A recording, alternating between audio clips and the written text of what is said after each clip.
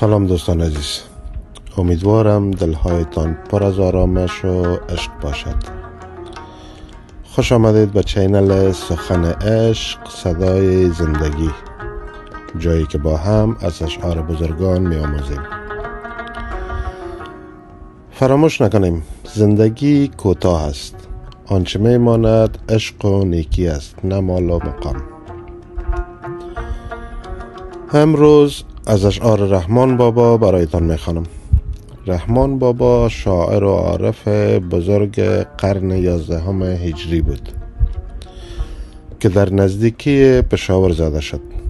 او زندگی ساده و پر از عشق داشت و اشعارش تا امروز الهام بخش دلهای مردم است.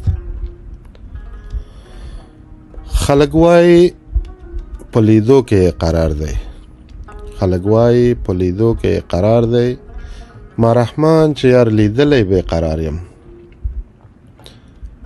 خلق وای پلیدو که قرار دی، ما رحمان چې یار لیدلی بے قراریم.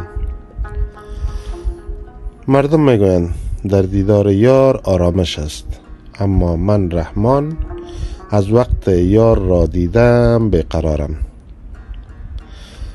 این بیت نشان می دهد که عشق راستین نه آرامی بلکه بیقراری می آورد.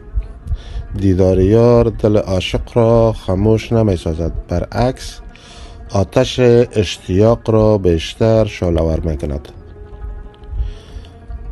پیام این شعر این است: عشق زنده همیشه دل را در شور و اشتیاق نگه می دارد و همین بیقراری است که به زندگی معنا می بخشد. سپاس از همراهی شما دوستان. اگر این برنامه برایتان دلچسب بود، چینل را لایک کنید، سابسکرایب کنید و با دوستانتان شریک سازید. تا دیدار دیگر، خدا نگهدارتان.